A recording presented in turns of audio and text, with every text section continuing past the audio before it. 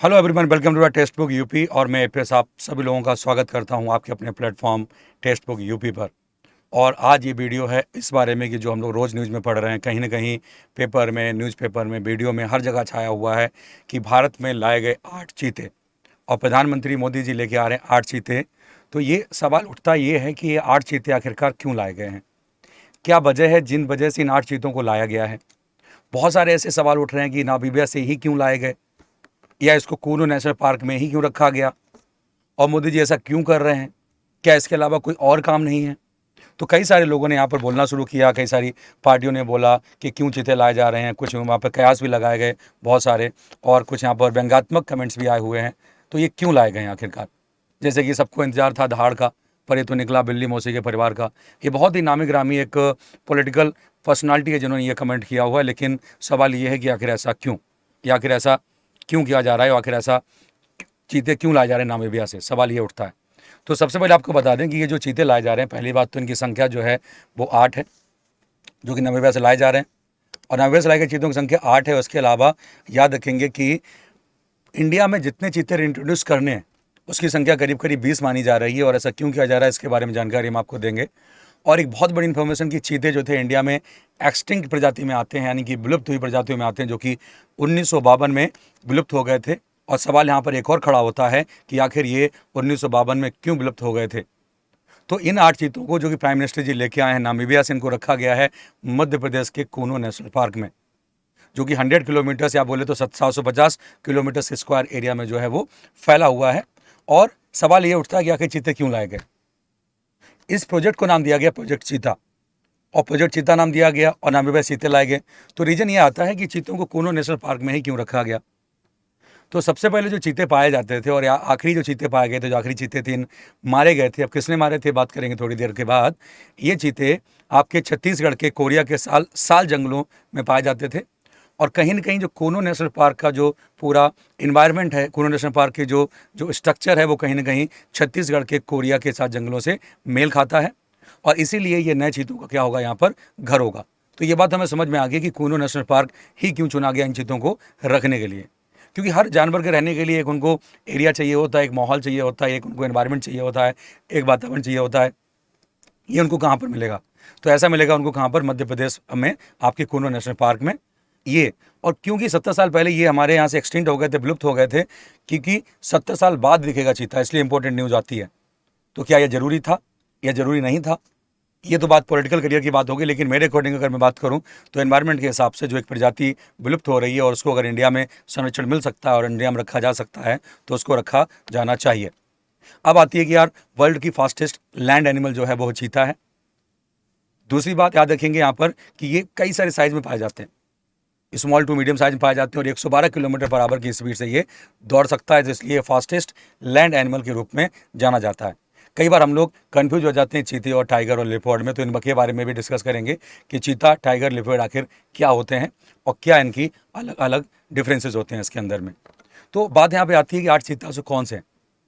तो 8 चीता जो हैं हमारे, जो लाए गए हैं नामीबिया से, पहली बात तो ये कि जो ट्रीटमेंट ऑफ द क्वारंटाइन के फेज में इनको रखा गया है, इन द सेंस कि ये हमारे नामीबिया से लाए गए हैं और सबको वैक्सीनेट किया गया है।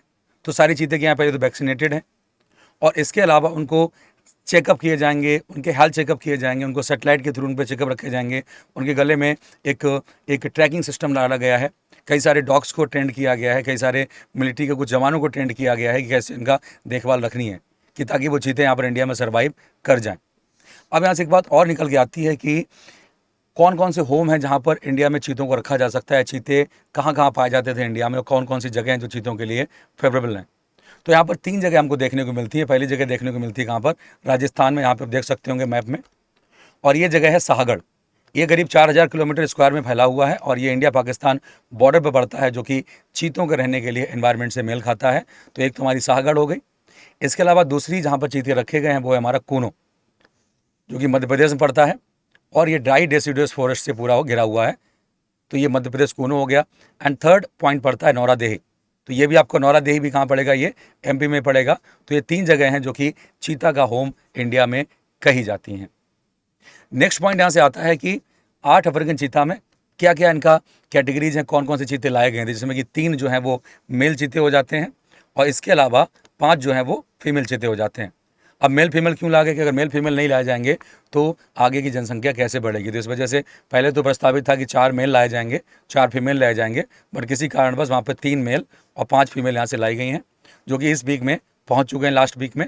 इसके साथ साथ में 1952 में ये चीते थे, क्या हो गए थे, एक्सटिंक्ट हो गए थे, यानी कि विलुप्त हो गए थे, हमारे इंडिया से जा चुके थे। अभी जो हम देखते हैं वो टाइगर देखते हैं, जो रॉयल बंगाल टाइगर है, जो हमारे बंगाल वगैरह में पाया जाता है, ये टाइगर देखते हैं, लेकिन चीते नहीं थे। तो क्या हुआ इन चीतों के साथ, क्यों ये चीते गायब हो गए, तो इसके बारे में एक छोटी सी जानकारी मैं आपको देना चाहूँगा कि सबसे पहले चीता की जो पहली ब्रेड हुई थी, मतलब पहली बार इनका जो नई प्रजाति देखने को मिली थी या नोटिस में आई थी, तो आई थी जहांगीर के टाइम पर। तो जहांगीर के टाइम पर चीते हुआ करते थे। उसके बाद करीब 1799 से लेकर 1968 तक, यानी कि मुगल पीरियड का ये लगभग देखें तो लेटर फेज चल रहा था। तो 1799 से 1968 से लगभग 230 चीता हुआ करते थे जो एग्जिस्ट करते थे इंडिया में। फिर बहुत ही बड़ी मात्रा में इनका शिकार किया गया, और शिकार के बाद ये चीते हमारे यहाँ से धीरे धीरे करके गायब होते चले गए। और आखिरी में देखने को ये मिला कि 1947 में 3 चीता हुआ करते थे, तो जो कि महाराजा रामानुज प्रताप सिंह देव के द्वारा मार दिए गए थे, जो कि कोरिया स्टेट के, जिसको आप छत्तीसगढ़ के नाम से जानते हैं, वहाँ के रूलर हुआ करते थे, वहाँ के राजा हुआ करते थे। उसके बाद चीता हमको देखने को नहीं मिले। इंडिया से पूरी प्रजाति ये विलुप्त हो जाती है। और इस पूरी प्रजाति जो विलुप्त हुई है, इसको फिर से इंडिया में लाने के लिए, फिर से इंडिया में इंट्रोड्यूस करने के लिए इसको री इंट्रोड्यूस किया जा रहा है, जो कि हमारे नामीबिया से लाए जा रहे हैं। और नामीबिया से क्यों लाए जा रहे हैं, नामीबिया से एक एमओयू साइन हुआ है, जैसे एमओयू के तहत 4 मेल और 4 फीमेल चीते जो लाए गए थे अभी, लेकिन 3 मेल 5 फीमेल आई हैं यहाँ पर, तो टोटल मिला के 8 चीते आएंगे। और इसके साथ साथ अभी जो एमओयू साइन हुआ है, इसके अकॉर्डिंग प्लान ये किया जा रहा है कि हर साल लगभग 8 से 10 चीते जो हैं इंडिया में लाए जाएंगे, और करीब करीब अगले 5 सालों में 50 चीतों को लाने की बात चल रही है इंडिया में, जो कि हमारे नामीबिया, साउथ अफ्रीका और अदर अफ्रीकन कंट्री से लाए जाएंगे। और अफ्रीकन कंट्री ही क्यों, नामीबिया ही क्यों, क्योंकि ये जो चीता हैं अभी अफ्रीका में, नामीबिया में और साउथ अफ्रीका में ही पाए जा रहे हैं, और जगह पर ये नहीं पाए जा रहे हैं। इस वजह से इनको इंडिया में लाया जा रहा है। अब दूसरी बात यहाँ से एक और देखने को मिलती है कि जब 1947 में गायब हो गए तो 1942 के 52 के बाद देखे ही नहीं गए एक भी चीते, तो फिर ये 70 साल तक क्यों नहीं, तो किसी ने इसका प्रयास नहीं किया। इसके बाद अभी कुछ एमओयू साइन हुए नामीबिया से, तब ये चीते जो हैं लाए जाते हैं। और कई बार लोग कन्फ्यूज हो जाते हैं, लोग सोचते हैं कि चीते क्यों लाए जा रहे हैं, चीते तो इंडिया में थे। तो इंडिया में चीते नहीं थे, इंडिया में टाइगर पाए जाते हैं। जैसा कि आप देख पा रहे होंगे, यहाँ पे टाइगर है, इसकी अलग अलग प्रजाति होती हैं। ये पूरी एक कैट फैमिली को बिलोंग करता है, अलग अलग प्रजातियाँ होती हैं, जैसे कि टाइगर हो गया, पेंथर हो गया, ये आप देख रहे होंगे पेंथर, जिसको हम लोग पेंथर, इधर आप देख रहे हैं लेपर्ड हो गया, ये जगुआर हो गया, और ये रहा चीता। तो इन पांचों में डिफरेंस आप आसानी से देख सकते हैं कि कौन सा टाइगर है, कौन सा आपका जगुआर है, कौन सा यहाँ पर लेपर्ड है, और कौन सा यहाँ पर चीता है, और कौन सा यहाँ पर पेंथर है। इन पांचों में क्या क्या डिफरेंसेस होते हैं, इसके बारे में जरा देखते हैं एक बार कि क्या डिफरेंस पाए जाते हैं। जैसे कि अगर लेपर्ड की बात करें, तो लेपर्ड जो होता है हमारा, ये आपका सभी में स्मॉलेस्ट होता है, इसकी स्मॉलेस्ट होता है, और मजबूत बहुत होता है, पेड़ों वेड़ों पर चढ़ जाता है आराम आराम से। तो लेपर्ड होता है, ये आपके लगभग हिमालय वाले एरिया में खासकर पाया जाता है, और आराम से रह सकता है, ये ठंडी जगहों पर भी रह सकता है। इसके अलावा यहाँ से देखेंगे लेपर्ड हो गया, तेंदुआ हो गया, अलग अलग प्रजातियाँ होती हैं चीता की, ये सब यहाँ पे पाई जाती हैं। तो यहाँ से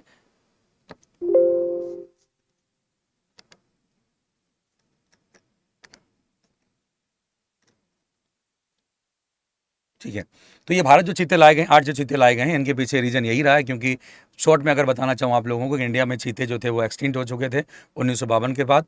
70 साल से कोई भी चीता हमें देखने को नहीं मिला था।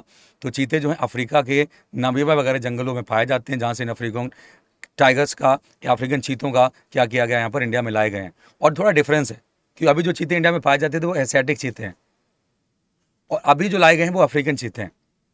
बट अब देखना ये है कि क्या इस एनवायरनमेंट में सर्वाइव कर पाते हैं। इसके लिए साइंटिस्ट ने बहुत ज़्यादा रिसर्च की हुई है कि सर्वाइव करेंगे या कैसे करेंगे। यही सोच समझकर कूनो नेशनल पार्क को चुना गया है कि वहाँ पर ये चीतों को रखा जाएगा। और आई होप कि आगे आने वाले दिनों में चीतों की संख्या बढ़ी जाएगी, जो कि एक विलुप्त प्रजाति मानी जाती है। और इसी तरीके की वीडियो को जानने के लिए, देखने के लिए आप जुड़े रहिए टेक्स्ट बुक यूपी मैंने यानी एपीएस के साथ। तब तक के लिए जय हिंद, जय भारत। मिलते हैं अपने नेक्स्ट वीडियो में इसी तरीके की कुछ इंटरेस्टिंग इन्फॉर्मेशन के लिए। तब तक के लिए जय हिंद, जय भारत।